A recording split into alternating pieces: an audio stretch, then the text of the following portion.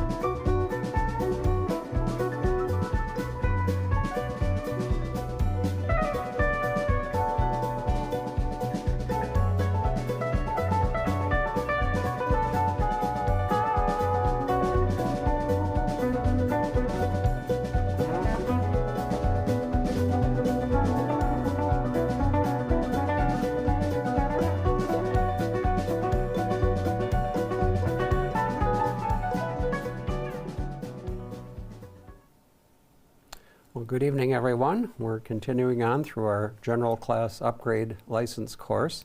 Tonight we're going to be on Chapter 4. We're doing Chapter 4 in two pieces because it's pretty long and there's a lot here. So before doing that, though, I did send out some handouts to everybody, and I wanted to just do a quick run through those. So I'm going to step over to the calculator cam, just comment on these. The first one. First one is a general class reference sheet, and this sheet is valuable because, first of all, it's only one sheet, and it has all of the mathematical information on it that you'll need for the general class, all on one page. This is sprinkled all throughout the chapter, but I've condensed it down so that it's one easy place to find everything. So we'll be referring to this several times this evening. Then I have 3 handouts that I included with my email. Hopefully you all got those. I call these training wheels documents.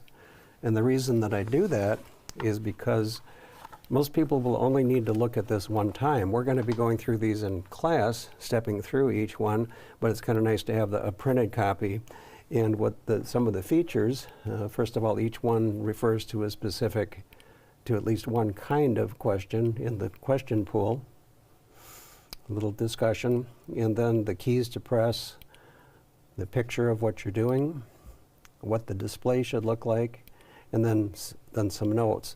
This might be more detailed than some people would care to suffer through, but they're offered if they're helpful to you. The reason I call them training wheels documents is because once you go through this, one of the key features is that you better learn the user interface of the calculator. So once you get that, all you'll have to use in all probability is just to be able to see the formula, and then if you're familiar with the user interface on the calculator, you'll be able to do it on your own. But these are helps. This is for Formula 1. You'll notice on the reference sheet, we've got 3 new formulas for the general class. First one is called Presley, and the second one is called Paco, and the third one is called Emily. We'll walk through why that is. So sometimes you'll have to look what a question is asking for, and then what you're given, and then figure out which of the 3 formulas would fit. It'd be very helpful to commit these to memory with some of the memory tricks that we'll be sharing tonight, and then perhaps write those on your memory dump sheet if you're using that approach. The second one of the training wheels documents is for Formula 2, Paco. Same approach. Again, we're using one of the actual pool questions. And then the third one covers the class of questions that would need Formula 3, which we've named Emily. I put together a document that lists all of the questions, all of the math questions that you may be faced with in this chapter. And I think most of them we're going to touch on tonight, but it goes through the question, some commentary on how to approach it, what you do, and what you get to. This puts everything in one document so you can review them, feel confident that you got it. Then I've got 2 documents that are strictly informational. We don't have to calculate parallel resistors. I'm going to give you some tricks for handling those so you don't have to do the calculation. But if anybody wanted to try to duplicate the way that they do this in the book, I've gone through a step-by-step process of using the user interface on the calculator to actually solve a problem like this. Not required, not needed. Some people have been curious and just kind of wanted to see if they could duplicate it. And then lastly, this is something we've had questions several times in the past on how to find the log -1 function on our calculator. It's also known as the anti-log function or inverse log. So I put together a brief document showing how to do that. There are several pages in the book that reference using that function, none of which are needed for our exam. But people have asked, so I wanted you to have that. And for folks who are watching on YouTube, these documents are in a folder. If you go to the description box on the web page for this video, there'll be a Dropbox link. If you go to the Dropbox link and go to Chapter 4, Part 1, these documents are already there. So you can go ahead and find them there. Yes. So I think that's those of you that are wanting to do 100% on your exam will find we're going to give you all of the information to make that possible. So I've got a couple of survey questions now. Just by kind of waving your hand, how many people, I might have asked this before, I'll ask it again, how many people would really like to get 100% on your general exam? Wave, okay, there's quite a few. Very good. That's helpful to me because we're going to give you the tools to be able to do that. It's relatively rare to get them all, but because you can miss up to 9. But a lot of people want to be over prepared, if you want to put it that way. And then I'm wondering how many people are following the Castler links? Just kind of wave at me if you are. Okay, maybe a little bit less than half. Okay, we're going to keep providing those links. You need to be an ARRL member to access those. And some people would, it's like $60 to join. So I think we've stepped through everything here. Oh, and also curious, has anybody looked at the previous version of this class that we ran a year ago? Okay, we've got a couple that have done that. And Sam is saying, no way, Jose. Okay, we're okay. All right, so that's helpful to me just to kind of understand where we are. Don's got his hand up. You got a question? Oh. Go ahead and unmute. You left on mute, Don? Or were you just saying yes? Oh, he's just saying yes to Dave Kessler. Okay, very good. Yep, got it. All right, another thing that I'm including in this class series are these links. There's a glossary of ham radio terms. They used to have this as Chapter 10 in our license manual. Now it's something you have to go outside of the book to get, but it's really excellent. Any weird terms that you hear, since you are all new to HF, I'm assuming, going for your general, got lots of things here that this might unlock some questions.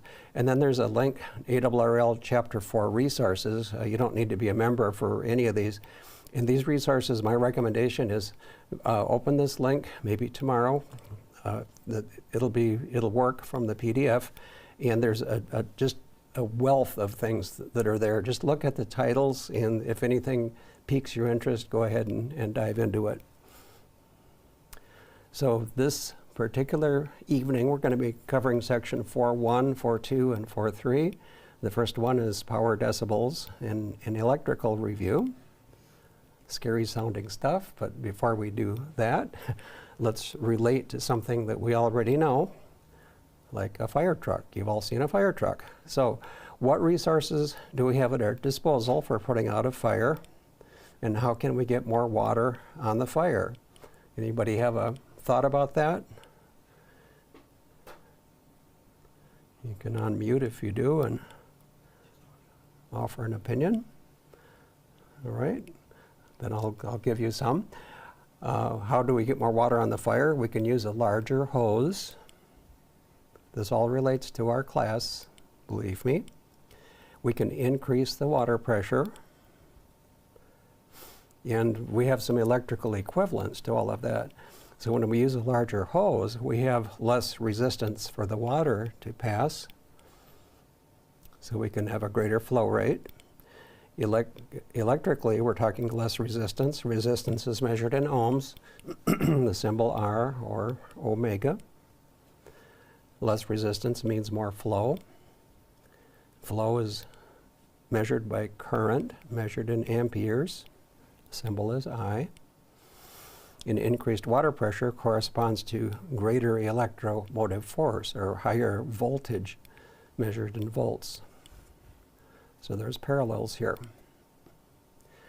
So I wanted to do some of this review. Some of you might have been through this already, but bear with me. I'm trying to get everybody to the same place.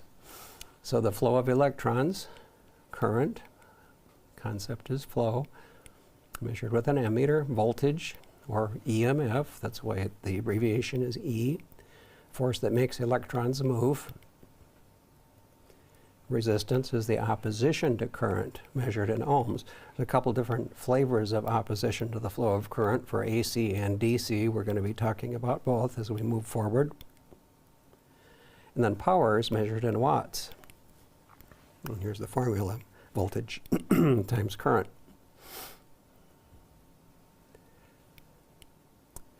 So we have, we shared the EIR circle, called these magic circles in the technician class. I kind of like this diagram here. We've got a volt trying to push current through a pipe.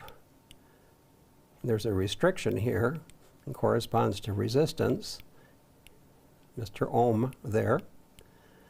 So the active volt trying to push current through this resistance will usually create heat. It's pretty strenuous to get that poor guy through the pipe. So all of these relationships mathematically are shown here. The way that the magic circles work, if you put your thumb over what you're trying to solve, like if we're trying to solve for voltage, we cover this up and the formula is right there in front of you, I times R. If you're wanting to solve for current flow, you can put your thumb over this portion. The remainder is the formula, E over R. So you can see all of these formulas can very simply be remembered if you can just remember the term ear, E-I-R, misspelled, of course. And here they are, Ohm's law of magic circles. This is the other one. There's ear and there's pi, P-I-E. This works the same way. If you want power, power is just current times voltage. If you want to solve for current, it's power divided by voltage, all spelled out here. This is something, if this is something that you struggle with or aren't too familiar with, it might be something that would be worth putting on your memory dump sheet, because you can get all kinds of formulas if you can just remember ear and pi. Now there's one thing that you'll notice is missing in the power formula. There's no R in here. Resistance doesn't appear at all. So the three new formulas in the general class material add resistance into the power formulas. There is one pool question, though, that you can solve directly from the pie chart, if you want to call it that. Power equals current times voltage. And we'll point that out as we get there. So what about formulas using resistance values? All right, on your general class reference sheet, you'll see that we've got formula 1, 2, and 3. And here's the formulas.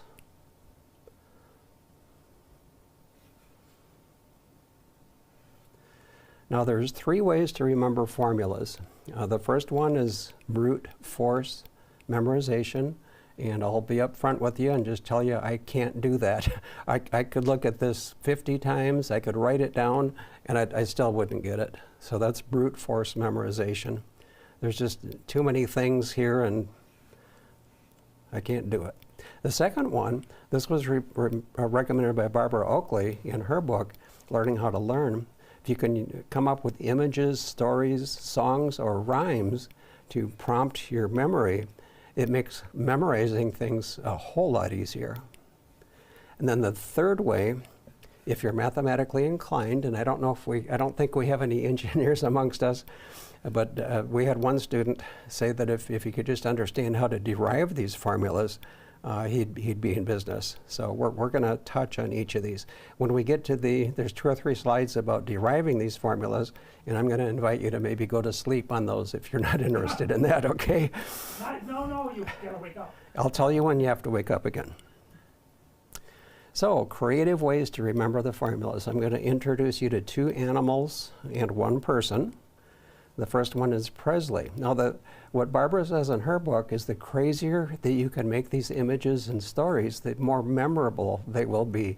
So you can see I applied a little bit of creativity to come up with some of these. So Presley is an insane, irritated raccoon.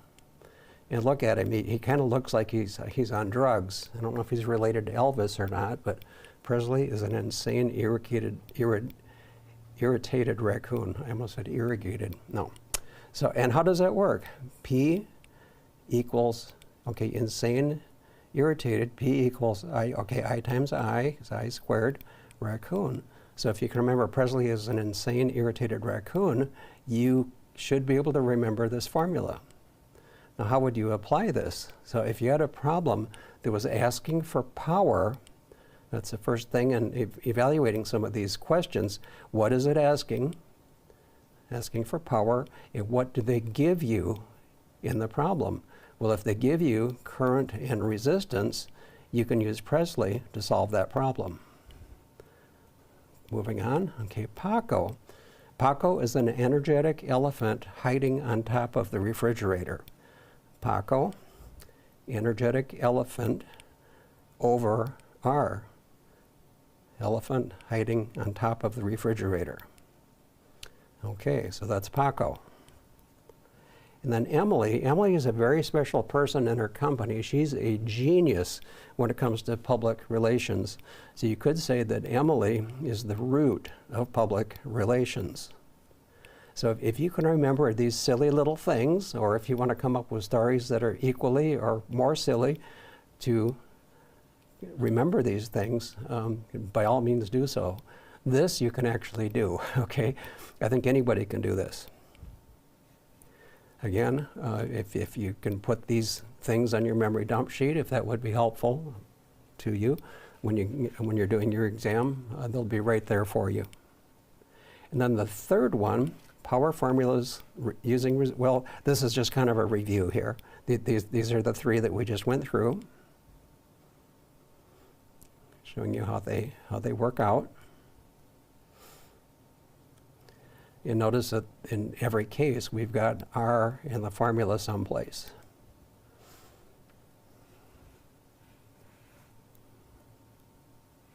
Now, okay, this is the place where you can go to sleep if you care to. Okay, I've got about 2 slides that talk about how to derive these formulas from ear and PIE and pi. So the way that this works is that voltage, we know, is current times resistance. We see that from here. Voltage is current times resistance, all right? I, or amps, current, is the same as E over R. So if we can substitute, do some substitution, we can derive those formulas. So how do we do that? Well, formula 1, we want power. And rather than doing IE, we substitute I times R for the voltage, and we can come up with power equals I times I, power equals I times R, which is P equals I squared R. And we've just derived formula 1 from the pi circle. Formula 2 is similar. We just substitute some values to come up with power equals E squared over R. And then the third one is, this is the last one. You're going to have to wake up after this one. It's like the hypnotist, when the hypnotist tells you to wake up, well, get ready for your wake up signal. Formula 2, power equals E squared over R. So E, and then instead of I, do E over R. So power is E times E divided by R, E squared over R.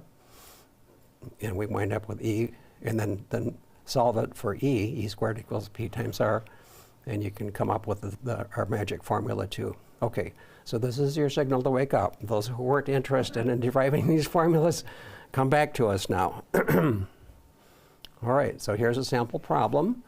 Let's see if we can work it out. How many watts of electrical power are used if 400 volts DC is supplied to an 800 ohm resistor? That's the problem. And you notice it's in blue. This is actually a pool question. So what value do we need? What are they asking for? Well, they're asking for power.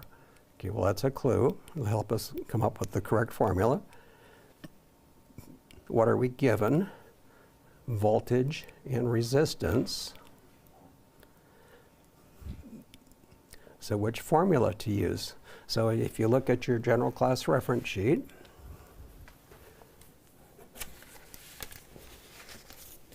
and try to tell me, if you can, which formula meets all of those criteria. Elephants. Well, over R, okay, that would be Paco. Paco, power equals E squared over R, because we've got voltage and we've got resistance given. So this is the only one of those three formulas that have those values in them.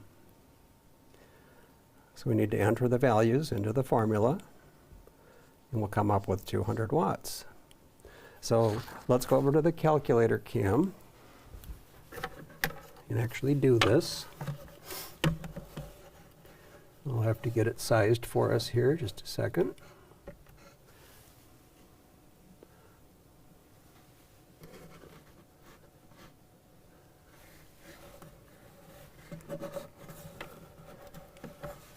There we go. So we've got power equals E squared over R. Now the goal in using the calculator and the user interface associated with it is to exactly duplicate this formula on the calculator. That's our goal. So for power, we're going to have E squared over R. This is a fraction, so we start out with the fraction key, which is box over box. First, you always want to clear the calculator before doing anything. So box over box. Notice that the top box is blinking. E is 400, 400. Now we need to square that. There's an x squared key. Press that. And notice how this is looking exactly like the formula. Now we need to divide by 800 to get to the bottom part of the fraction, the denominator. We put in 800. And then if you're really brave, you can press the enter key and come up with 200. So that's how we do it on the calculator. And again, I'll emphasize that what we've done on the calculator is to exactly match the way the formula looks that we're trying to solve. And we did it. So we'll move on. Just a review of what we just saw. What did we do? We cleared the calculator, used the fraction key. We put 400 in the upper box, then used the x squared key. We used the navigation diamond to move down to the lower part of the box, the denominator of the fraction, put in 800, pressed enter, and we got it. Here's another one. How many watts of electrical power are used by a 12-volt DC light bulb that draws 0.2 amps? Now, first thing to notice is that there isn't any R in that equation. So this one can be solved with our pie chart all by itself. So what value do we need? We need power. What are we given? Current and voltage. That's just our PIE thing. P equals I times E. Ordinary Ohm's law pie chart. Enter the values, 0.2 times 12. And press enter, and we should wind up with 2.4 watts. And I don't think we will be doing that one on the calculator. Let me see if I got a card for it. No, because that one was so easy.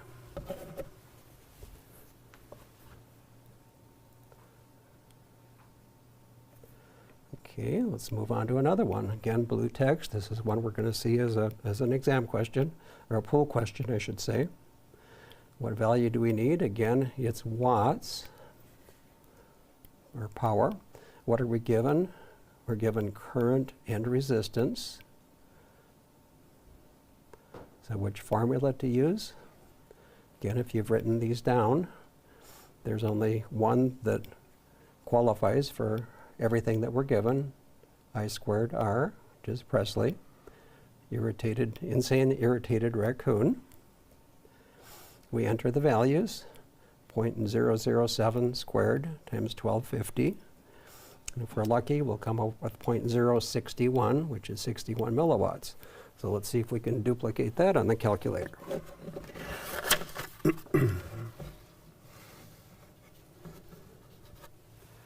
First thing to do is clear. Okay. So the formula that we're looking to enter is 0.007 squared times 1250. So I'll put in 0.007 x squared times 1250. Enter. And I came up with 0.06. Now we set up our calculators to display 2 decimal places, but if we want to see more than that, remember the answer toggle key will give us different variations of the answer. And press it once, and 49/800ths is an answer that's useless, but we can see over here 0.061 is, gets us closer to it. All right. So we've looked at Paco and Presley. This is the way we got there. I'm going to divert here for a minute. Now don't worry, we haven't left Emily out in the cold. She's going to come back in a little while. I want to get her into the mix. Just a quick review of radio units, because we're going to be seeing those throughout the course. And these are done in terms of engineering, what's called engineering notation, and you may have set up your modes on the calculator to display engineering notation. I think we covered that in a previous lesson. But what do we have here? Units. This would be like resistance in ohms, let's say. Kilo means 1,000. That's times 10 to the third. So 1 times 10 to the third would be 1,000 ohms. A megohm would be 1 times 10 to the sixth, or 1,000,000 ohms. And giga, it just gives you see these are going up by powers of 3. Going the other direction, we're going down by powers of 3. So a millivolt would be 1,000th of a volt. A microvolt would be a millionth of a volt. And then in terms of capacitors, it's common to see values in the nanofarad and picofarad range. So nano is times 10 to the minus 9th, pico times 10 to the minus 12th. You can convert between these values just by moving the decimal point over by 3 places. There is a resource here on scientific notation if you care to dig a little bit deeper, but we don't need to go any further than that for what we're covering in our class.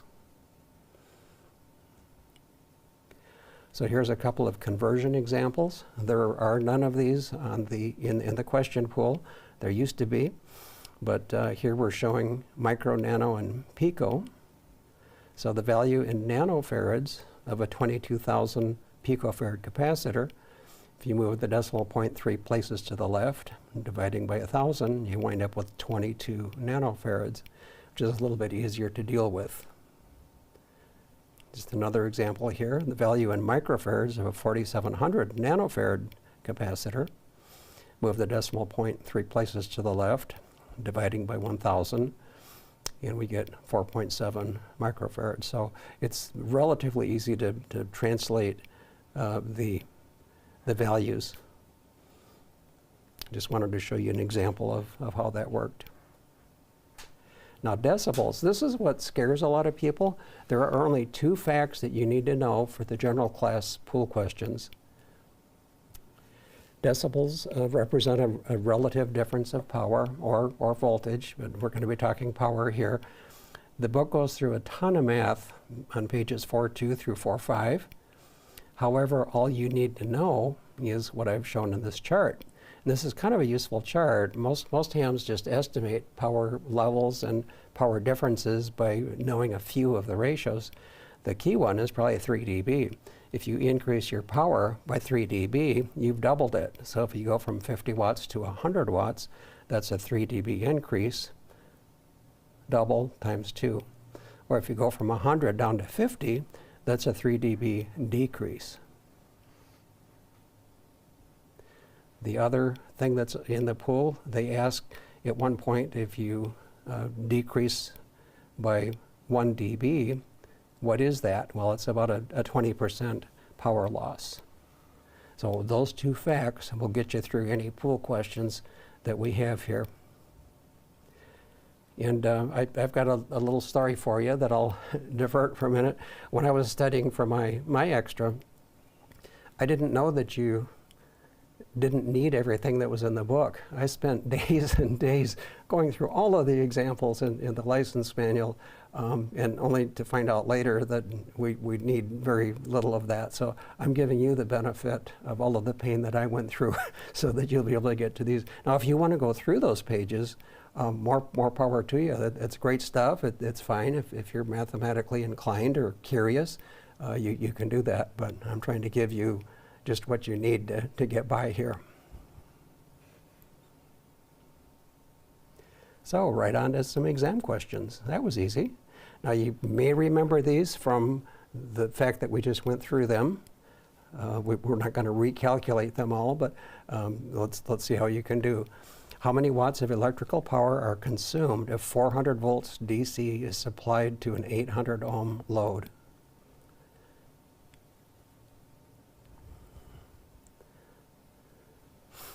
Paco is our friend here, which is E squared over R. Did I hear somebody say bravo? Bravo. Bravo, yep, that's it. Yeah, yep, that's it. Good. How many watts of electrical power are consumed by a 12-volt DC light bulb that draws 2 amperes? And that's our basic pi circle. Power equals I times E. Alpha, 2.4 watts. Notice they've got some other numbers with a 2 and a 4 in, so you have to be kind of careful about that. It is alpha. How many watts are consumed when a current of 7 milliamps flows through a 1250 ohm resistance? This turns out to be Presley again. I squared times R. And you may remember it from our discussion, but I kind of showed you how to calculate it if you need to, because you probably won't remember all of this on test day. So that turns out to be 61 milliwatts A alpha. And notice that there's 61 milliwatts and 61 watts. When you've got something milliamps here, it's probably going to be milli something in the answer, and it turns out that that's the case. All right, what dB change represents a factor of 2 increase or decrease in power? Bravo. It is bravo, approximately 3 dB. What percentage of power loss is equivalent to a loss of 1 dB? Charlie. It is Charlie, it's about 20%. Very good. No, that wasn't too bad. Now you'll probably have to work some of these power ones on your own and figure out Emily, Paco, and so forth from what we've talked about, and be able to write those down on your own. And then you'll own them. They'll be there for you. So we're going to talk a little bit about AC power, section 4.2. So let's kind of compare AC and DC. Let's say that this is this is a battery resistor, and we've got a current. It's a constant unidirectional current flow that we see diagrammed here. Now AC, we're going back and forth continuously. We're doing a positive peak, back to zero, a negative peak, back to zero. And some people might wonder, well, wouldn't those cancel each other out? Well, no, because they're happening at different points in time. This is the first half cycle, the second half cycle. How does that work? Well, here we've got a picture, kind of small to read, but we've got, I think I've got another one coming up that shows it better. But it's essentially magnets and a coil rotating through the magnets. And as you rotate through, you wind up drawing a sine wave. I have to share something from the technician class. One of my students has a medical background, and so when I showed these in the technician class, she said, "Oh, sine wave, sinus rhythm of a heart. Yep. Oh, DC, flat line." Very good.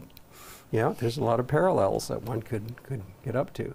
So sine waves in nature, sine waves occur everywhere. We showed this a little better picture than what I had on the previous one of a rotating coil through a north and south magnet. slip rings and lighting up a light bulb. If you were rotating it really, really slowly, I suppose you'd be getting peaks, light would come on, go off, come on, go off. But of course, everything is running much faster than that. So the motion of a guitar string describes a sine wave. Radio waves, for sure. If you drop a rock in a pond, the waves are going up and down. The sound waves in air can all be described with sine waves. Radio waves are dealing with magnetic and electric fields, which we'll get to more on that in another class, but sine waves are every place in nature.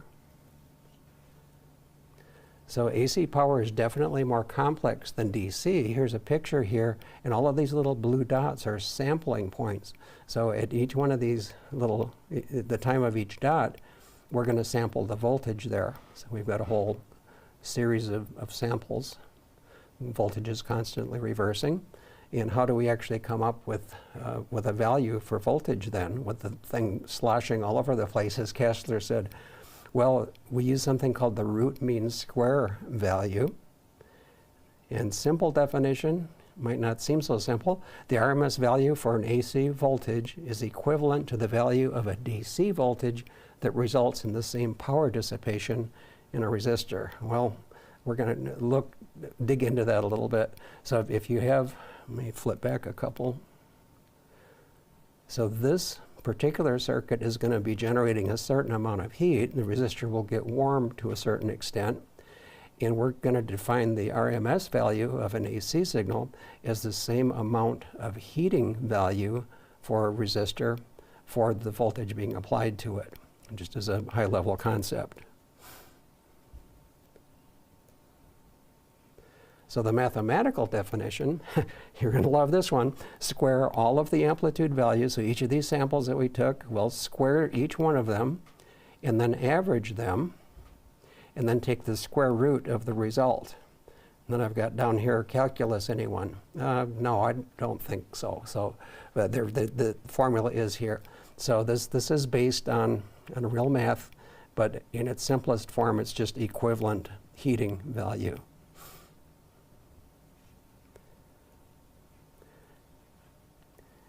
Now, when we saw the battery and the resistor, the polarity of the battery really wouldn't make any difference. If you reverse the polarity of the battery, you'd have the same amount of current flowing, just in the opposite direction, giving you a heating value for the resistor. So I've taken the liberty here, the sine wave, of flipping the bottom side of the sine wave back up over here, so that we've got heating happening on the positive going cycle of the sine wave and the negative going value. They're different in time. They don't cancel each other out. So comparing the heating value of DC to the heating value of AC, you get something that looks like this. So the DC heating is in blue. Let's call it maybe 70.7 volts. The AC value can be determined by formula. Whatever value of AC creates that same heating value is defined as the RMS value of the voltage. And by the way, every AC voltage that you see, assume that it's RMS unless something is stated differently. To get from 0.707 up to the actual peak of the AC, we're going to have a picture of this coming up. You would multiply that times 1.414.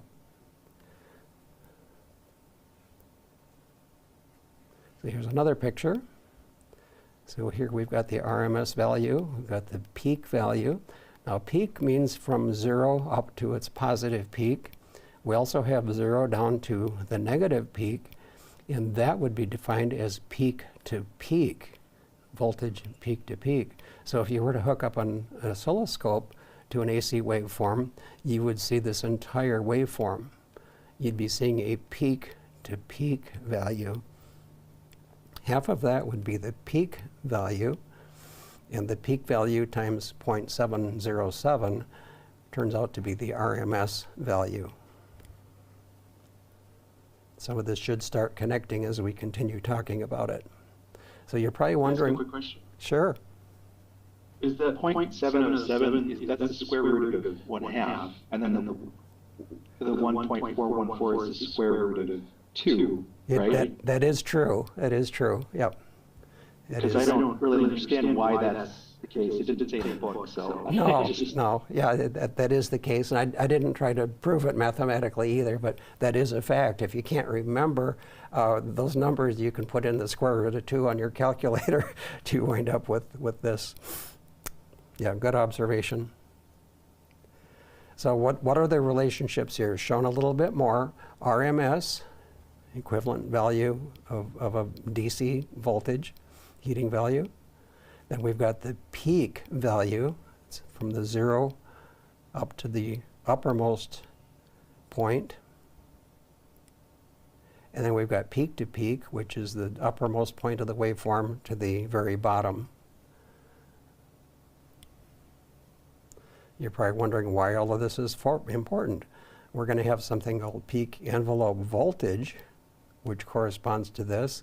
We're working our way toward the FCC limits of our transmitter power, peak envelope power.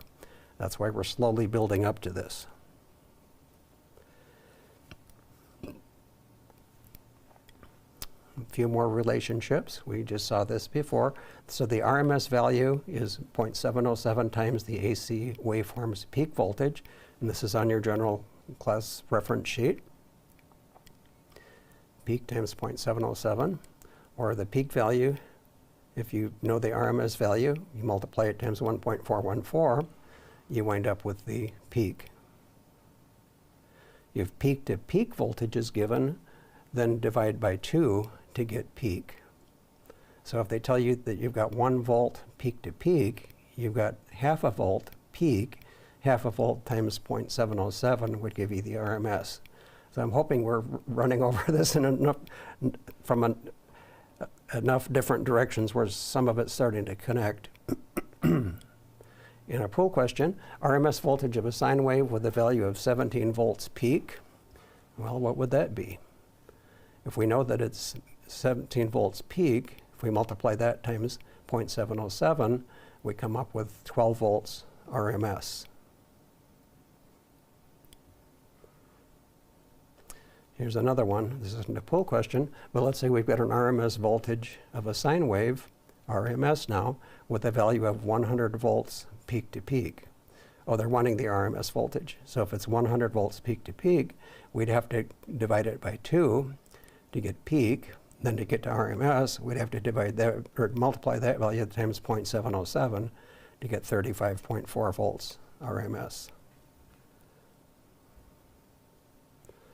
So again, here's the relationships. Another pool question, what's the peak-to-peak voltage of a sine wave with an RMS voltage of 120 volts? Now this is interesting because what comes out of your wall that you charge your cell phone with or you run your vacuum cleaner with? Well, it's 120 volts RMS coming out of your wall. Okay, well what's the peak-to-peak value of the voltage coming out of your wall? All right, tricky question. We know to get from RMS to peak, multiply RMS by 1.414.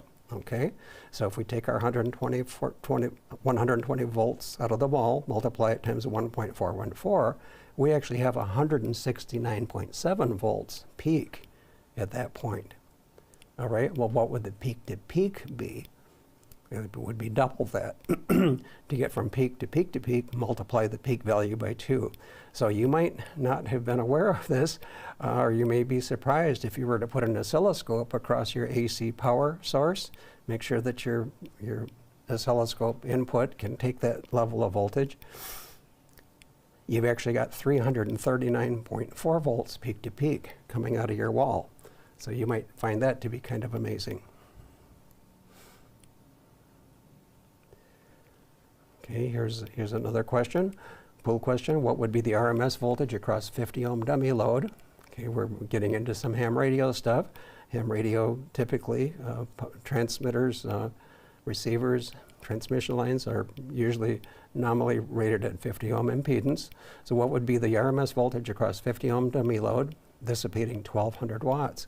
Becoming a little bit more practical here. What value do we need? It's voltage. Do you hear Emily? I hear Emily. We have voltage. What are we given? We're given resistance and power. Which formula to use? Emily. Emily is the root of public relations.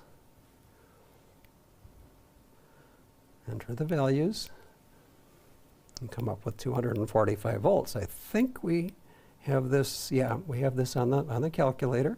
And I'll move over to the calculator cam and we can do it.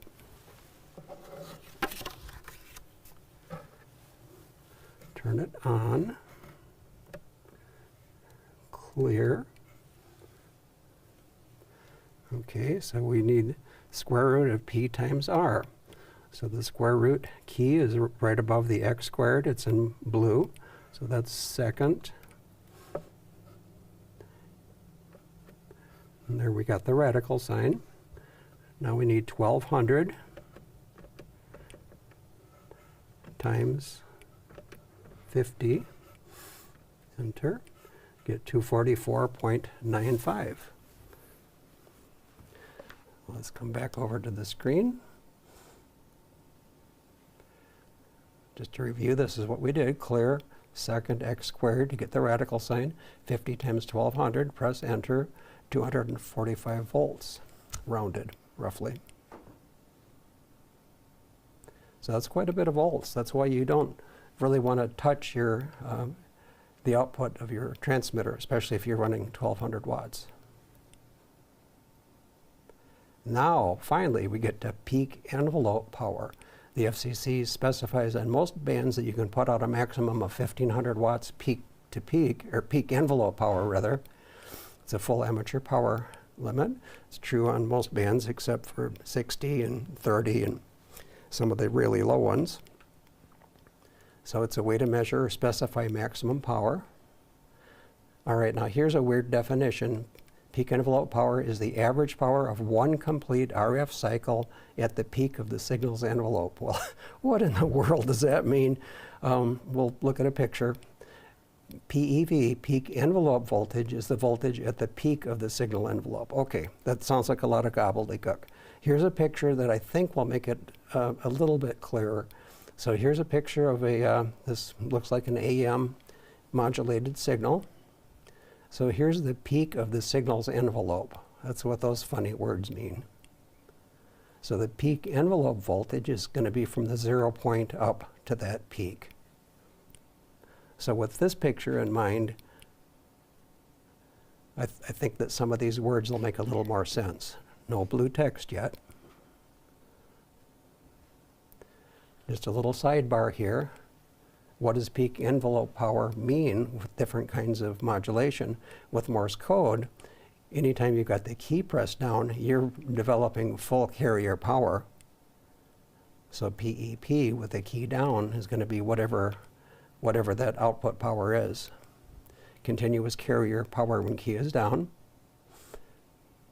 With speech now, like with AM or single sideband, the RF power is going to be varying with the different levels of speech. Harder to measure. And then with FM, here's an FM carrier. We've got a continuous carrier going on here. The frequency is varying with the audio, which is why it's called frequency modulation. So here's some, if you can visualize what's going on here, so something that's a full carrier mode is going to have a peak, a PEP, that's what's being put out by the transmitter. With that background, some of this I think will make sense. There's two pool questions that sound super confusing, but with what we just talked about, I think that it'll make sense. Peak envelope power is equal to average power if an amplitude modulated signal is not modulated. That would be like CW, key down. An unmodulated AM signal, key down CW, and FM are all constant power modes for which PEP equals average power. Single sideband PEP is not equal to average power, and you'd have to determine that probably with a peak reading meter or an oscilloscope. So the output, now let's see if these make sense. The output PEP of an unmodulated carrier is 1060 watts if an average reading watt meter connected to the transmitter output indicates 1060. So it's just that continuously. A little variation on that. The ratio of peak envelope power to average power for an unmodulated carrier is 1.0. Peak envelope power to average power, because it's putting out that full power. So hopefully with this diagram you can kind of see why that would be. Sideband and AM would be very different. So now some problems. What is the output peak envelope power from a transmitter if an oscilloscope measures 200 volts peak to peak across a 50 ohm dummy load connected to the transmitter output? So what value do we need? We're looking for peak envelope power, just power. What are we given? We're given the peak to peak voltage and the resistance. Which formula to use? We're going to be using Paco, E squared over R, because we're given voltage and resistance, but they're giving it to us in peak to peak. So this formula won't work directly. We're going to have to modify something before we can have it give us the answer we want. So the formula needs RMS volts. Remember I said anytime voltage, AC voltage is mentioned, it's always assuming RMS. All of our formulas are assuming RMS. So first divide peak to peak voltage by 2 to get peak. Remember it said the output power was 200 volts peak to peak. Divide the peak to peak voltage by 2 to get to peak, 100, and then multiply it times 0.707 to get the RMS value. This is our formula. We wind up with basically 100 watts, which is the average output of most modern transceivers. So how are we going to do that? So we've figured out these intermediate steps to get these values. Then we'll go over to the calculator and see if we can do this.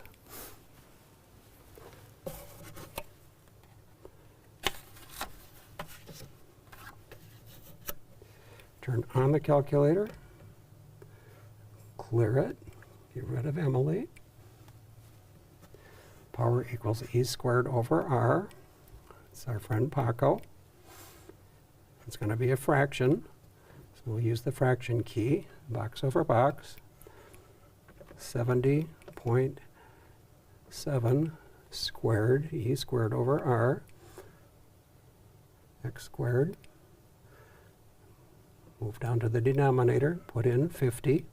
And again, notice that what's on the calculator exactly matches what we're trying to, what the formula is. Press enter, and we get 99.97, or 100 watts.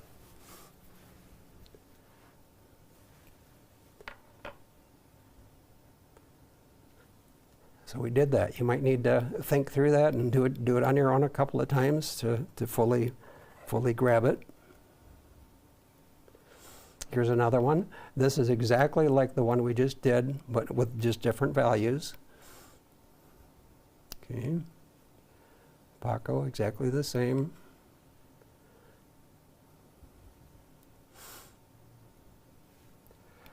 And this one, we approach exactly the same way. I put it in here separately because it's another pool question. 625 watts, 500 volts, 50 ohms.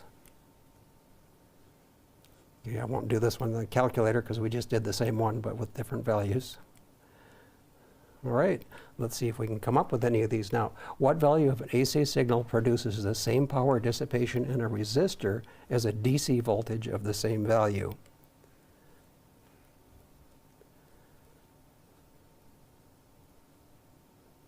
Charlie. It is Charlie, the RMS value, correct. What is the RMS voltage of a sine wave with a value of 17 volts peak?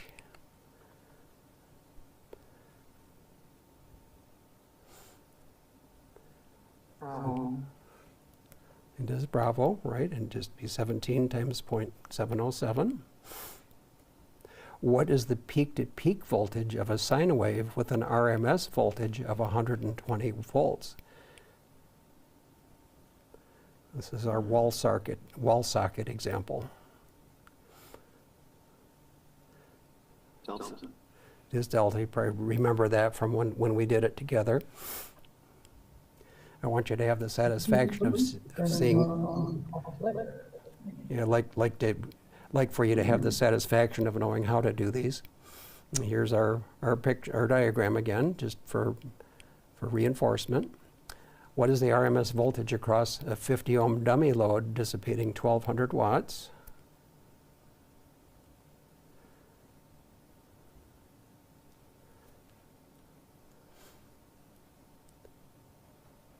And you can calculate it if you wish, and you may need to do that on your exam.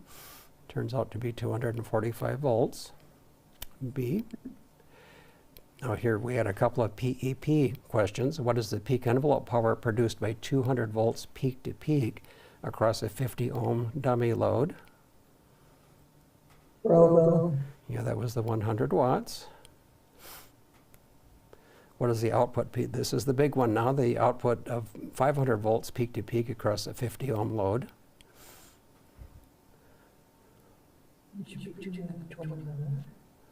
That was the 625 watts. What is the ratio of PEP to average power for an unmodulated carrier? Bravo. Bravo, 1. Exactly. What is the output PEP of an unmodulated carrier if the average power is 1060 watts?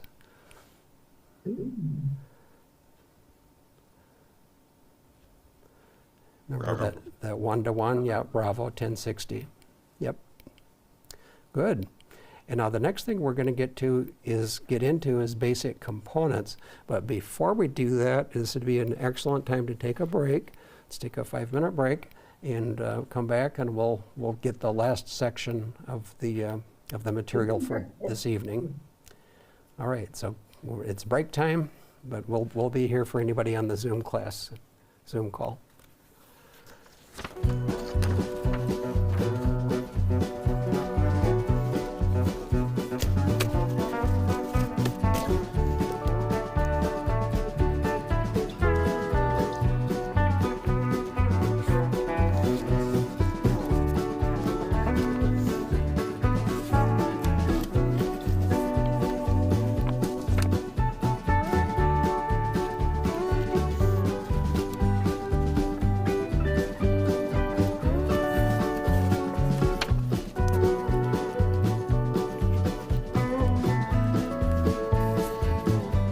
Yeah, I wish the explained it instead of just showing the formulas. Like it's kind of hard to follow in the book. It makes a little bit makes more sense when you explain it. So. Thank you. We shoot for that. Yeah, and that's why, the stuff that we're talking about could easily be in a semester-long college class, on electronics or whatever else, and we're doing it in 2 hours. So we have to kind of skim across it. Sure. I'd like to understand. Semester long version. But it's very astute that you picked up on relationships. Yeah, you get the basic principles, and then if you're worried about not remembering how to do it's hard to memorize. There's so many of them you'd have to try to memorize. It wasn't too hard when we were going through the Q&A here.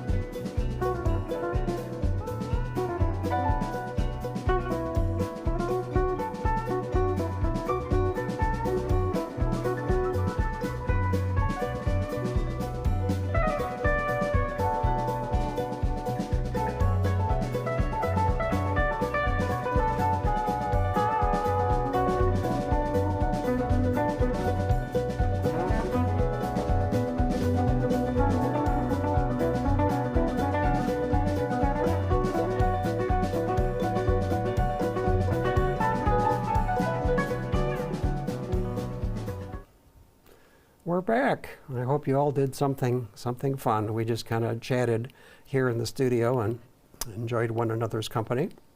Basic components is the last section that we have to cover tonight. This is a little bit easier. No heavy math here at all. First of all, what I'd like to do is just take a little bit of a sidebar here and take a look at page 10-1 in our manual. And I've got that displayed here. Actually, this is 10.2. Let me go to page 10.1. 10-1. It's called a general class syllabus. And I'd like to show you how it's laid out. Back to the display. There's 10 sub-elements, and then there's a bunch of groups. And on the exam, there's going to be one question per group. And then we're going to look at one particular one, G5B. We're going to arrive at the conclusion that you're only going to see a maximum, or on average, maybe 2, possibly 3 math questions on the general exam. So I wanted to go through this so to give you a little bit better feeling of what to expect. If all of this is so far over your head that you still want to give up, you could afford to miss 2 or 3 questions and still pass. But I think with what we did, you can go through it. So let me come back over to the calculator cam and demonstrate this. So here's chapter 10, question pool, page 10-1. Notice that there's 10 sub-elements. It starts out with G1, G2. We flip the page. We go all the way to... You might need to zoom out. Yeah, that would help too, probably. We go to G9, and then what they call G0, or you could call that the 10th one if you want. So within each one of these sub-elements, we've got groups. Okay, so in this first one, G1A, general class control operator, frequency privileges, primary and secondary allocations. So there's a number of questions within each one of these groups.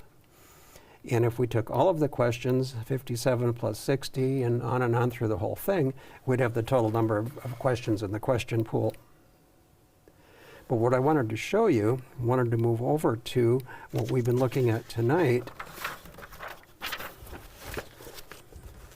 which is electrical principles.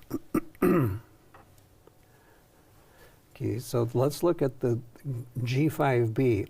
The decibel, current and voltage dividers, which we haven't talked about yet, electrical power calculations, sine wave, root mean square, and peak envelope power calculations.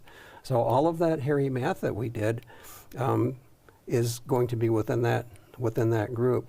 Now, if you were to count up all of these groups, like we've got 3 of them here in sub-element G5, we've got 2 of them in sub-element G6. If you add up, if you count the number of groups, there's 35 of them. Okay, 35 is a magic number. Remember, there's 35 questions on the exam. They only take 1 question out of each one of these groups. So all of the stuff that we looked at tonight is in G5B. So you would only see a maximum of 1 of those questions. So I'm hoping that will give you a little bit better feeling that, yeah, you really can do this. For those that wanted to get 100% on your exam, you need to be able to do all of them, and you have the capability now of doing that, should you choose to make that your goal. So groups add up to 35. Only 1 question per group. We saw most of the heavy math was here. G5C also has some that we're going to get to tonight yet. And the probability of only seeing 2 or 3 math questions on your test is very realistic. As a VE, one time I sat down and looked, I think we have 10 exams that we administer as part of general, and I went through and I think I actually found 1 exam that had no math questions on it at all. So even within G5B, there are some questions that don't involve math. You might get lucky and get that one. So again, this is just to make you feel less pressure resistors and resistance. Moving into the 4.1 material. So resistors have some nominal value, like 100 ohms, let's say, but they vary in other characteristics. For example, how much power can the resistor dissipate? Is it a good RF part? Or is it something that has what's called parasitic inductance is part of the part? So there's different application, and temperature coefficients are another one. As a part heats up, it might change in value either in a positive or negative direction. So these are all other characteristics that resistors can have. And this chart, which I believe is in our book, just shows us some of the different variations, construction techniques, and so forth. Here's some pictures of common resistors. The nominal value is what's basically printed on the part. So if we have a 100 ohm resistor and it's rated at 10% tolerance, then it could be plus or minus 10 ohms from the 100 and still be in spec. Most circuits don't really care if you're close. Some do care and would require what's called a precision resistor. We can get into the 1% or less values.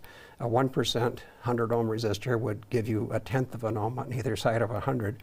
So it's very accurate. Like for the resistors inside a meter, for example, would probably want to be precision resistors. And the coefficients, the temperature coefficients, as I mentioned, as a part heats up, it might increase or decrease resistance depending upon if it's a positive or negative temperature coefficient. So just some typical values.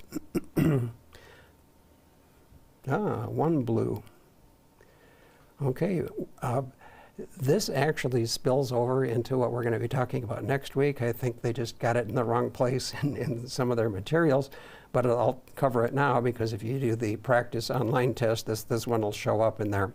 So first of all, what's a parasite? Well, I thought a mosquito would be a pretty good indicator of a parasite. It's something that you really, really don't want. So what is parasitic inductance? That's an unwanted characteristic resulting from the component's physical construction. And one form of resistor is what's called a wire-wound resistor. They use nichrome wire that's wrapped around a ceramic base, and the number of turns that are going around that core will tell you what the resistance is in total. Well, that's a coil, all right? So you get a lot of parasitic inductance from having a coil where you thought you just had a resistor. So for that reason, a reason not to use wire-wound resistors in an RF circuit, the resistor's inductance could make the circuit performance unpredictable. This might sound amazing, but just a piece of wire has some inductance. So even the leads on a resistor at very high UHF and above frequencies can add significant inductance to the circuit. For that reason, most RF circuits will use resistors that aren't RF sensitive, carbon composition, carbon film. These are some of the kinds that add very little. Some pictures of some inductors or coils. Here's an air coil. It's actually a wire embedded in some little plastic strips so it'll hold its shape. That's called an air core inductor. Variable inductor. Here's an inductor with a ferrite core that gets screwed into the center, and that will vary its inductance. And then one with a magnetic or iron core. This is a circuit symbol for that. This is called a toroid. We're going to talk more about toroids in a bit. So what are they made out of? Well, laminated iron core. You see those in transformers and filters. Powdered iron solenoid. This is a solenoidal coil. It has to do with its physical shape. Some of the applications. Powdered iron and ferrite toroids. That would be something like this. Used in audio and radio circuits. And of course, air core we saw here. Now you might be wondering, why would you want an air core? Because this has much less inductance than these other two. Well, if you're running very high voltages, you don't want arc over between the turns, like you would be more likely with one of these. So different applications for each design. Variable inductors, I don't know if any of you might have or will have in the future. I realize you're not on HF yet, but this is an example of a high power inductor. And you can see as you turn the shaft, this little wheel will move back and forth. Essentially, you're shorting out part of the coil.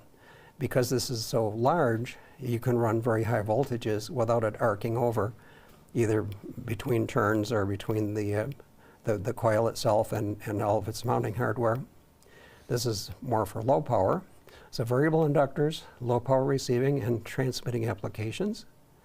We talked about moving a core in and out. In this case, we can have something that will slide along here and pick up the different turns of the coil, or this is a roller inductor. Sometimes you actually see wires soldered on here and some kind of a switch that will select certain parts of the coil in an antenna tuner. Just some examples. A little bit more. Just a factoid here. Inductance is the ability to store magnetic energy, just measured in henries. There's a property called core permeability, which will focus the magnetic energy. So if we put a ferrite core in the middle of this, it would increase the inductance. And the core material that is selected depends upon the frequency that you want it to operate. The different core materials have different properties, and we'll mention some of those in a bit. You notice no blue text here. This is just background and free information that'll help the pool questions make more sense. So when inductors are placed close together, now notice what we have here. We have an inductor that's being energized. In this case, it's a battery. In real life, this would be more likely an AC signal. And if these solenoidal coils were placed end to end, they could couple magnetic energy between them. That's called mutual inductance. So when inductors are placed close together with their axes aligned, the energy from one can pass through to the other, sharing energy. Sometimes that's desired, other times it's not. So coupling allows signals to be shared between circuits without a direct connection. That could be a good thing. You don't want any DC connection between one part of the circuit and another, for example. But coupling can be undesirable. So if you orient solenoidal or stick inductors, if you want to call it that, should be oriented at right angles to each other to minimize their mutual inductance. So if you don't want that coupling, that's how they can be arranged on the circuit board. Finally, getting to some blue text here. Ferrite core toroidal inductors. Large values of inductance may be obtained. Now, what does that mean? Well, a toroidal, think of toroid as a donut. That's the simplest way. Yum. So, yum, right. I don't think you'd want to eat this one, but think of it like a donut. But when a coil is wound around a toroidal core, larger values of inductance can be obtained than would be the case with either an air-wound or a solenoidal construction. And this is important. Most of the magnetic field is contained in the core. So rather than coupling to components near, they tend not to do that because most of the magnetic energy is inside the core. Here's some pictures of some. And here's a picture. This is a bandpass filter. It covers 10 different portions from 160 to 10 meters. This is from QRP Labs. Sometimes you'll open up a radio and you'll see a circuit board with this kind of stuff on it. These are typically a bandpass filter so that you don't get harmonic output from a transmitter. So just some applications here.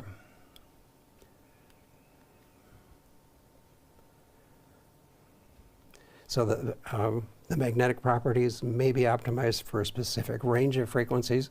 They have what are called mixes, mix 31, mix 43.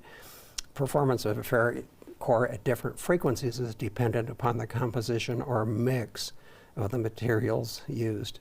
So if you were winding a toroid or a transformer or a transformer for an end-fed half-wave antenna, for example, around a toroid, you would want to know what that core material was. And just a word of caution, you'll see these at ham fests all the time. They're never labeled. You have no idea what the mix is. There might be a way to measure that. I haven't really looked into it. The best way, if you wanted to build something like a transformer for an end-fed half-wave antenna, would be a real common example. A lot of hams have done that. You'd probably want to buy the core from a company where you would know what you were getting. So just take a minute to review this blue text. We'll see it again.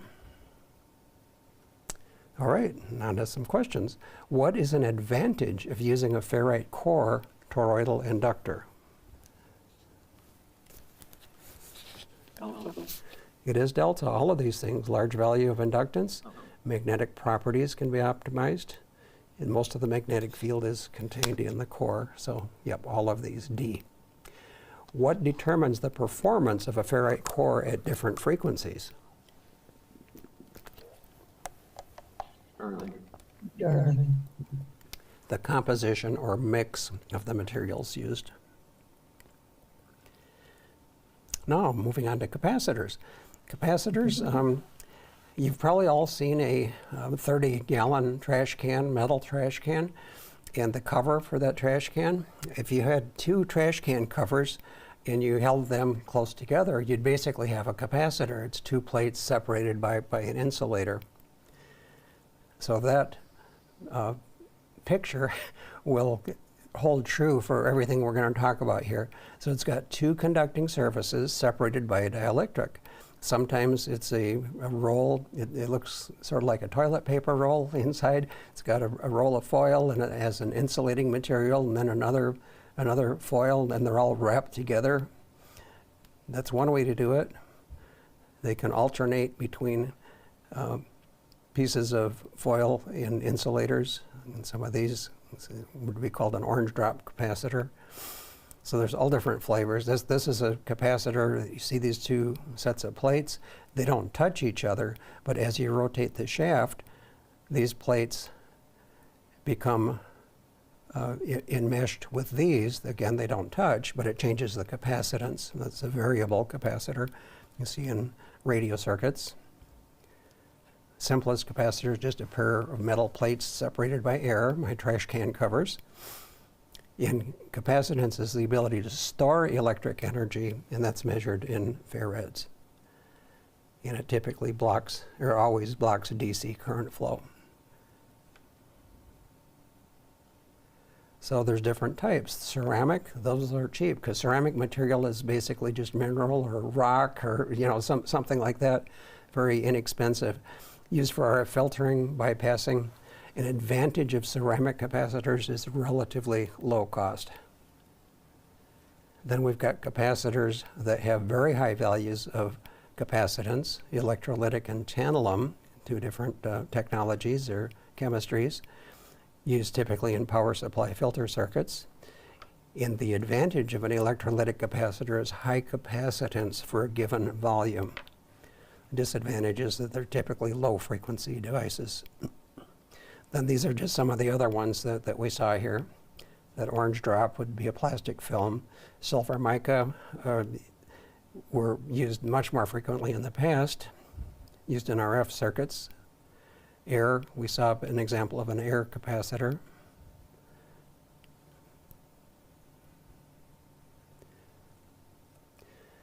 Now this is a type of electrolytic I've got a couple of pictures here. These are typical electrolytic and tantalum capacitors over here. The dielectric, or the insulating material between the plates, is a thin film. Voltage must be applied to the correct polarity. And the benefit is large capacitance and comparatively small volumes. And by the way, you've never lived. If you hook one of these up backwards, okay, let me warn you, you don't want to do that. If you hook up an electrolytic capacitor backwards, good chance that it could explode. They're designed so that they'll vent, but there's nothing that will compare to the smell of a electrolytic capacitor when it's blown up. Doesn't smell too good. Also makes a big mess. Kaboom! All right, kind of what I just said. Sensitive to polarity, If you get them backwards, it could be a bad thing, cause the capacitor short circuit, destroy the part, and it could actually explode. If you see an electrolytic capacitor and it's got kaboom written on it, you don't want to use that one. All right, some questions. These are easy, I hope. Which of the following is a characteristic of low voltage ceramic capacitors? Yes, they're cheap, inexpensive. Doesn't mean that they're not good, but if you can find one that will serve your purpose, that's least expensive route. Which of the following is a characteristic of an electrolytic capacitor? Charlie, high capacitance for a given volume. Now we'll move on to another concept here. We've got some fancy things. Kirchhoff's voltage law and Kirchhoff's current law. There's only one question in the pool, but I think it's helpful to kind of understand the basics of what these laws say. Here we've got a series circuit with three resistors. Let's say that we've got a 10-volt battery, 9-volt battery. This is going to be a 9-volt battery. And these are equal value resistors. Well, we're going to have 3 volts across this one, 3 volts across this one, 3 volts across this one. Kirchhoff's voltage law says that in a series circuit, all of the individual voltage drops across each one of these devices have to add up to the source voltage. It might seem obvious, but it can be something very useful in troubleshooting. If you know what these resistors or whatever the parts are, you can predict what voltages you should see across them. Kirchhoff's current law says that if you've got a battery and 3 parallel resistors, the current through each one of these paths, I1, I2, and I3, has to add up to the total current being drawn by the circuit. Again, it may seem very obvious, but again, it's a good troubleshooting technique if something's wrong in the circuit. In the one pool question, in a parallel circuit, the total currents through the sum of the currents, in a parallel circuit, the total current equals the sum of the currents through each branch. So this is the only one that they ask us about. You don't have to know that it's Kirchhoff's current law, you just need to know this blue text. So now we're going to get into something that's going to sound and maybe even look complicated, but it's really pretty easy if you can just keep a couple of principles in mind, and I'm going to give you some shortcuts that will make the math much, much easier. So what happens when you add components in series and parallel? So we've got resistors, inductors, and capacitors. So if you add a resistor in series with another resistor, you're going to increase the resistance. If you add a resistor in parallel with another resistor, you're going to decrease the overall resistance. Now notice that here I've marked these off in green. So resistors and inductors, the math works the same on both of them. So the way that you can kind of keep those grouped together, a resistor will conduct electricity, DC, you put it across a battery, there'll be some current there. An inductor, since it's a coil, it will also draw current if you hooked it across a battery. So these act similarly. The math works, add in series, add in parallel, that's all the same. Now we've got one that's I call it an oddball.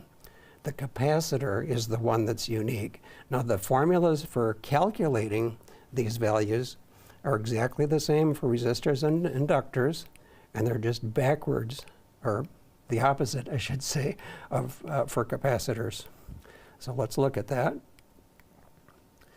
So for resistors, every time you add a resistor in series, you increase the total resistance of the circuit. So that's pretty easy. You just add one, you just add them together. Now this one over here, resistors in parallel, look at this horrible formula. It's the reciprocal of the sum of the reciprocals, if you wanted to describe that. You probably don't really want to do that. One of the handouts that I provided does show you how to do this on the calculator, but I don't think it's something that you'll need to do very often or ever, and you definitely don't need to do it to answer the exam questions. So for inductors, In resistors, it's exactly the same. Now capacitors, they're the oddball, and the math works just the opposite. For capacitors in series will decrease the total capacitance. Capacitors in parallel will increase the capacitance. And the way that you can kind of remember those relationships, Dave Kassler suggested if you could just visualize capacitors in parallel as extending these lines across, in other words, making those or those garbage can covers bigger,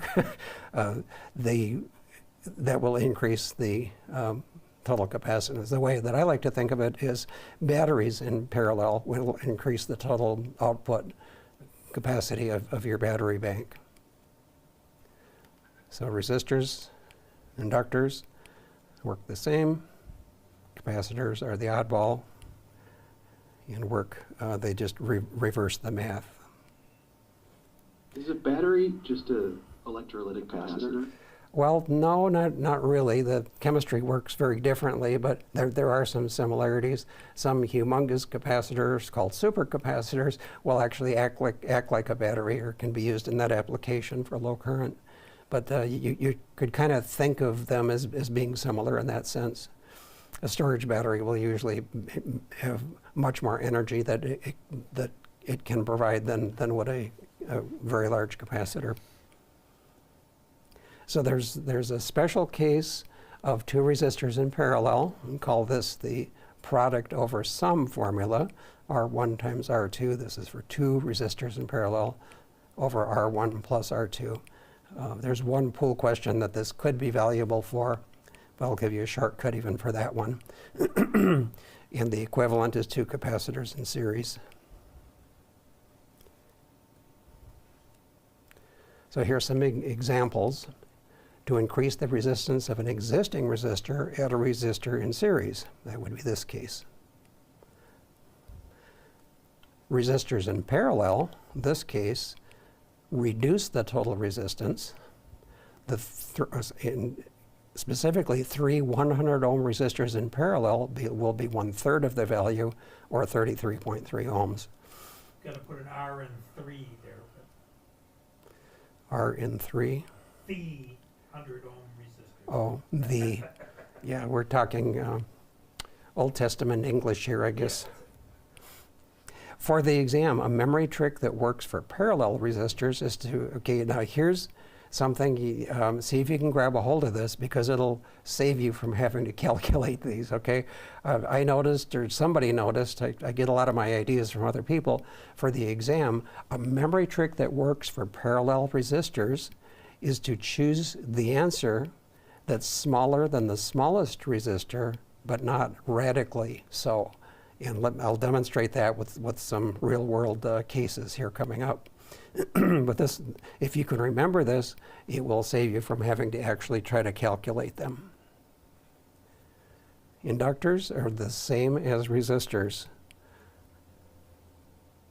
Since an inductor conducts DC current, think of it like a resistor. That's how I like to think of it. Very similar to what we saw before. Three 10 millihenry inductors in parallel will be 1/3 of that value, or 3.3 millihenries, in this case here. To increase the value of an inductor, add an inductor in series. You could replace inductor with resistor, and these would all be true. And again, here's my memory trick. We'll demonstrate that. So here's the capacitor case. Series and parallel capacitors combine opposite of resistors. Capacitors in series decrease the total capacitance. Capacitors in parallel increase the total capacitance. That's like my parallel battery mental image that helps me. And the same thing, memory trick that works for series capacitors, again, is to choose the answer smaller than the smallest capacitor, but not radically so. What in the world is Dave talking about? Well, you'll see in a minute. To increase the capacitance, add a capacitor in parallel. Okay, now this one here, if we think about it a little bit, I hope it'll be obvious. Two parallel 5 nanofarad capacitors in parallel with a 750 picofarad, add up to 10.750 nanofarads. So 750 picofarads, if you were to convert that to nanofarads, you just move the decimal point 3 places. So it'd be 0.750. So it'd be 2 parallel, that's 5 plus 5 is 10, almost 11. So 10.750 would be the answer. That's a pool question. 3 100 microfarad capacitors in series would result in 1/3 of the value, or 33.3 microfarads. And what's nice is they made them all the same value. Didn't have to do any math. Okay, speaking of math, how does the total current relate to the individual currents in a circuit of parallel resistors?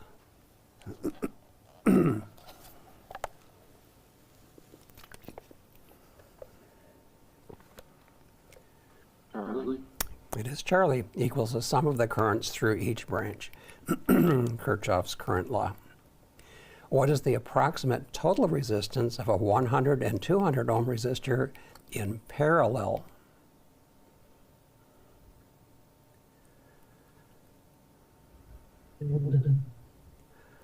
Okay, delta. And can you tell us why you think it's delta? It is. Well, you know it's got to be smaller than the smallest value. Yep. So that leaves us C or D. And if you do that product over sum formula, it works out to 67. Or in this one special case, it happens to be the smallest value that's listed, if that helps you. Okay, all right, now here's where my little trick comes into play. What is the total resistance of a 10, 20, and 50 ohm resistor connected in parallel? Remember what I said, it's going to be smaller than the smallest value, but not radically so. Okay, well 0.17, that's radically so. That's really small. So it's going to be the, it'll be alpha, right? You know, it's got to be less than 10, so that eliminates these two. Oh, wow, that was quick. Capacitors in series and parallel. What is the, okay, what are they asking for here? They're in series here, okay? So what is the capacitance of a 20 microfarad capacitor in series with a 50 microfarad capacitor? It's going to be Bravo. Again, this one is radically small, and this one is, you know, realistic. These are both greater than either of these values, so it can't be that one. So it's one of these two. Which of the following components should be added to a capacitor to increase the capacitance? Charlie, capacitor in parallel. Correct. What is the equivalent capacitance of 2 5 nanofarad capacitors and one 750 picofarad capacitor connected in parallel? Delta. That is delta. 5 plus 5 plus almost 1 gets us close to 11. What is the capacitance of 3 100 microfarad capacitors in series? Charlie. It's Charlie. Good. You all are catching on to these. All right. More questions on inductors. What is the inductance of 3 10 millihenry inductors connected in parallel?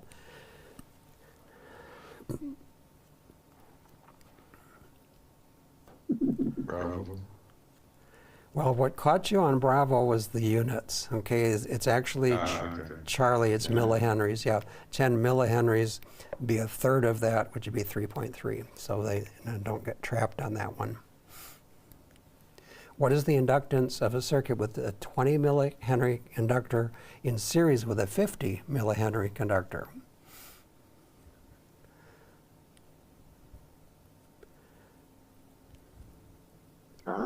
It's Charlie, they add, just like resistors. Resistors in series, inductors in series, they add. Which of the following components should be added to an inductor to increase the inductance?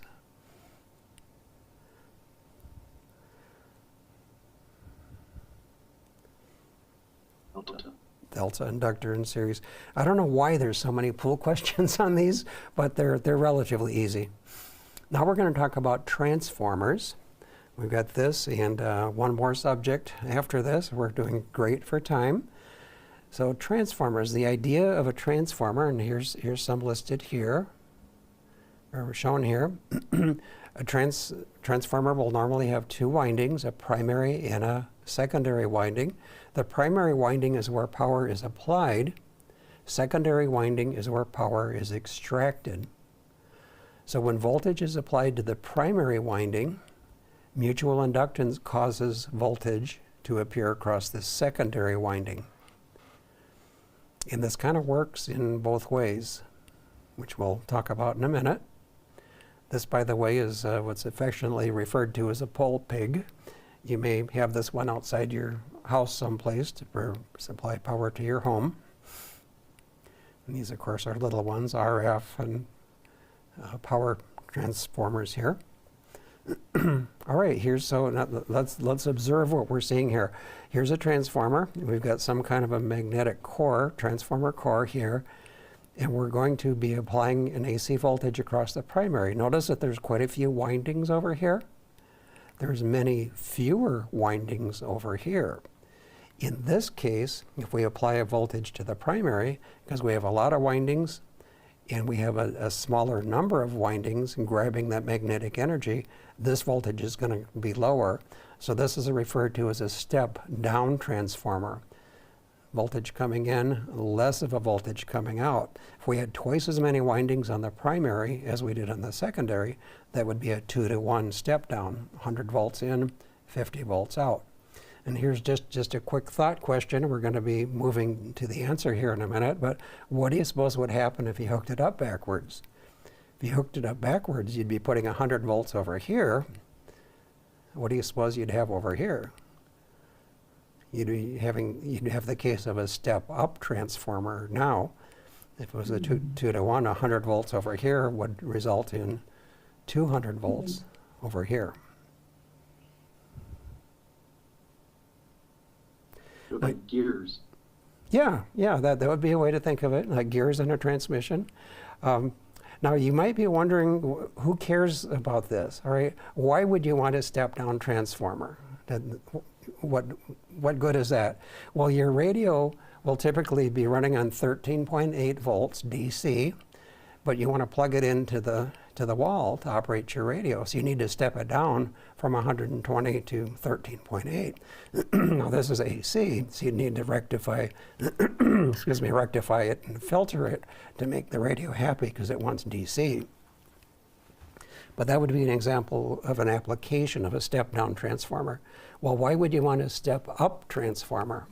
Well, let's consider a power amplifier, RF power amplifier. An RF power amplifier might need 2,000 volts of plate voltage for the tubes in that amplifier to work correctly. Well, you've got maybe 240 volts that you're using in the power supply. You want to get that up to 2,000, so you'd be going in this direction, 240 or 120 volts in to get 2,000 volts out with an appropriate number of windings ratio. So those are examples of why you would want to be using step up or step down. Now in our book we have a great big hairy formula for figuring this out, but if you can just think of the fact, how many windings do we have on the primary, how many do we have on the secondary, well, the voltage is going to be proportional to that turns ratio. So the turns ratio of the secondary to the primary determines how current and voltage are changed.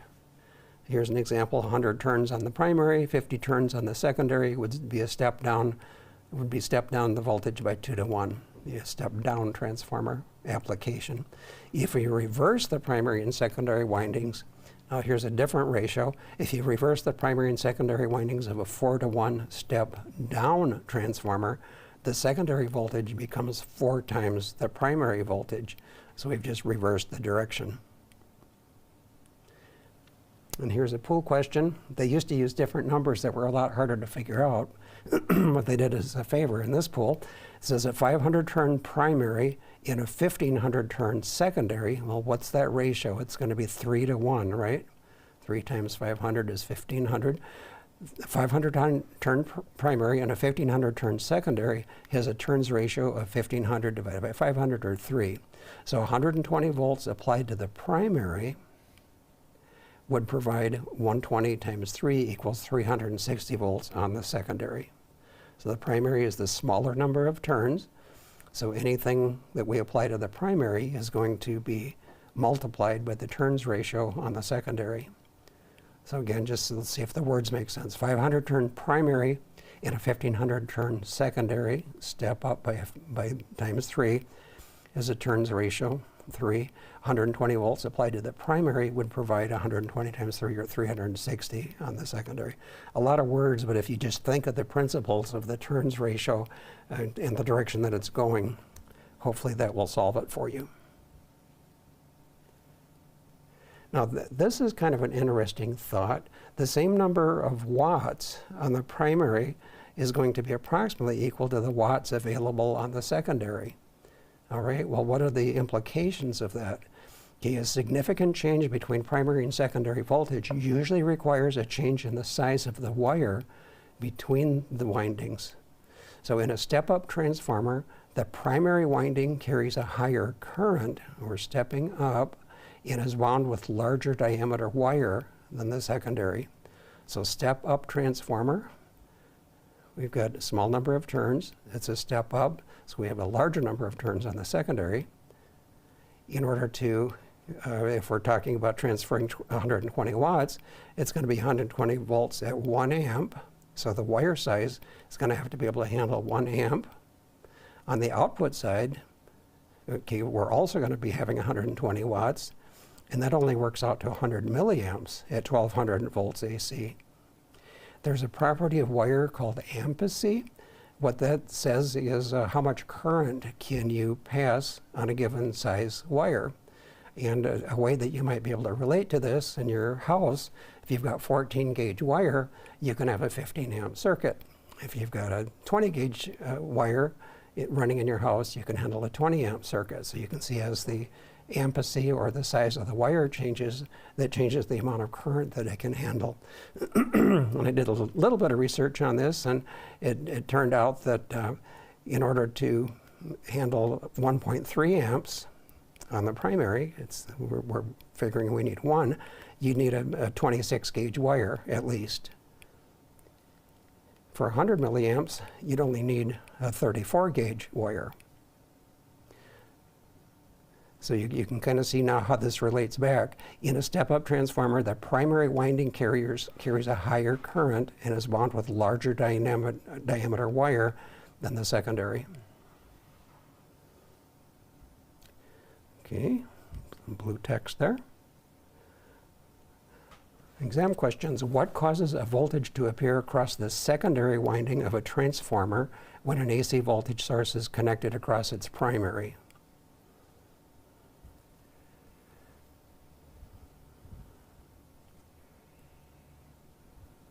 Charlie. It is Charlie, mutual inductance. Couples that energy from the primary to the secondary. What is the output voltage if an input signal is applied to the secondary winding? We're going to apply an input voltage to the secondary winding, which is backwards, 4-to-1 step-down transformer instead of the primary winding.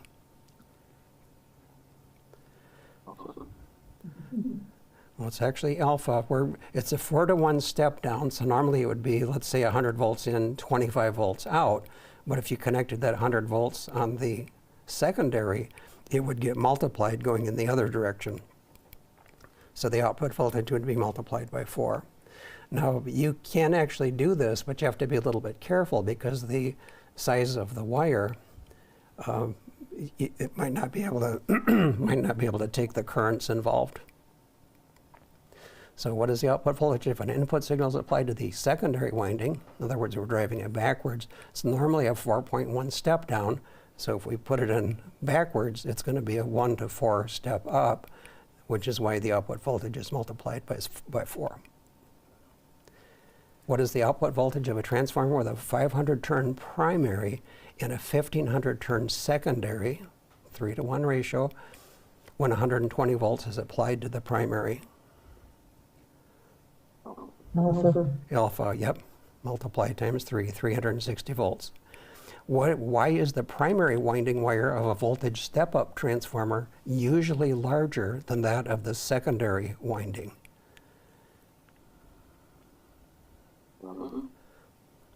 It is Bravo to accommodate the higher current of the primary. Okay, we've got just one more section left here, and then we're done for the night. We're doing well for time.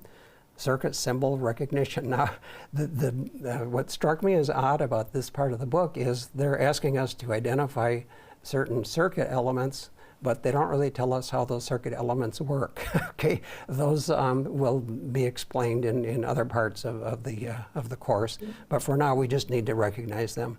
So on page 4.4-9 in your book, you've got this chart, and I circled the ones that show up as pool questions. This is just for reference. You don't need to memorize this yet. This you need to pay attention to, though. Here's a field effect transistor, and the way that I look at this kind of looks like a fence, right? So a fence and a field effect transistor. That's what it looks like. Now a Zener diode, or Zener, I'm more of a Zener guy myself, looks like it's got part of a letter Z on it. They're usually used for voltage regulation. So we now should be able to identify a field effect transistor, or FET, a Zener.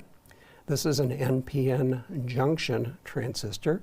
They don't ask us to differentiate between an NPN and a PNP, so we won't get into that. But this is a diagram of an NPN junction transistor. We'll get into their applications in another course.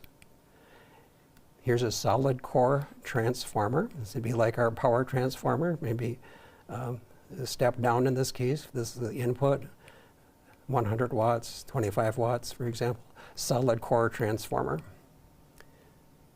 And then here we have a tapped inductor, a circuit symbol for an inductor, and it's got a wire tap on it.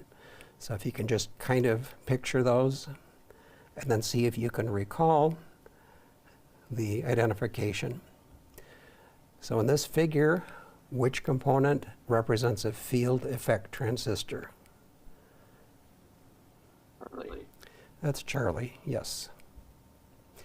Which symbol represents the Zener diode? Delta. Delta, yep, symbol number 5, the Z on it. Which symbol represents an NPN junction transistor? Bravo. Bravo. Very good. Which symbol represents a solid core transformer? Charlie. Charlie, yep. The core is represented by these little lines here. And which represents the tapped inductor?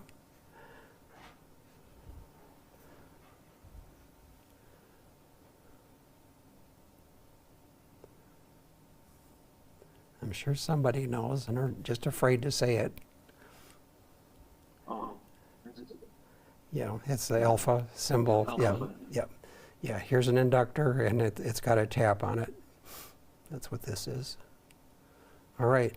Now the next slide is either going to make you really happy or really sad. We'll see. Okay, that's the end of this part of the presentation. So we're Yay us. well, yay us. We're a few minutes early. So please continue to review with the ARRL test tool. You can now do everything through all of chapter 2 and 3, and you can do the first 3 sections of chapter 4. So you can review those, and please do. Now next week we're going to finish chapter 4. It's going to be sections 4.4, 4.5, and 4.6. And again, I'll be sending out the information on the reading and the Kastler links, and probably some other comments along the way. So that takes us to our magic class chat time. Any comments or questions from folks?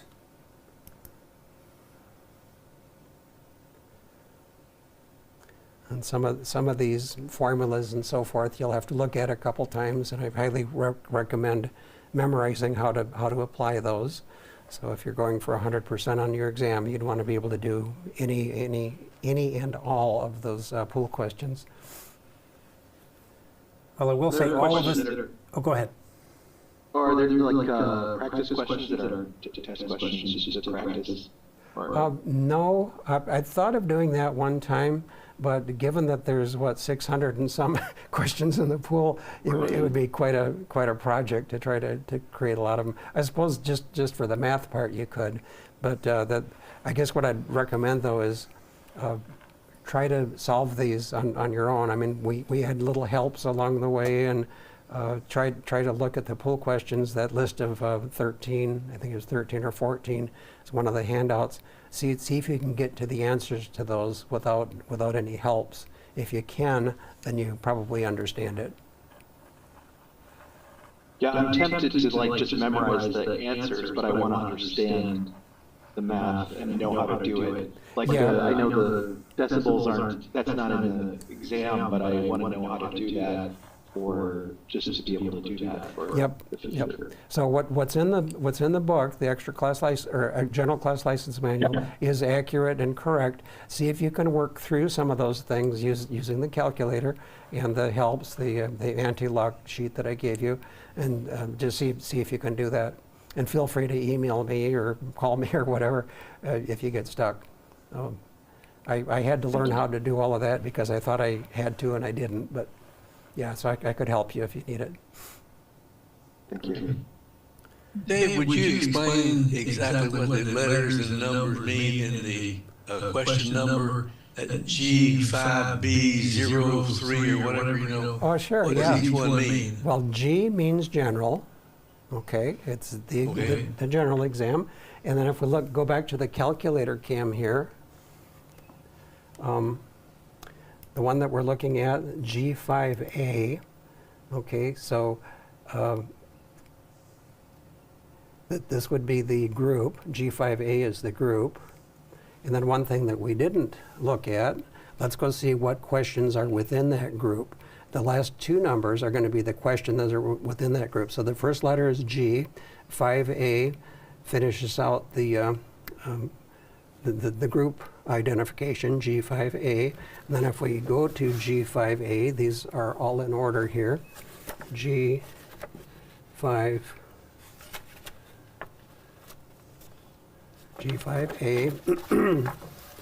Okay, so G5A01. So 01 is the first question in the G5A group. Okay. All right, Got it. so how many questions are in G5A? It looks like there's 12, G5A 12. G5A is 01 through 12.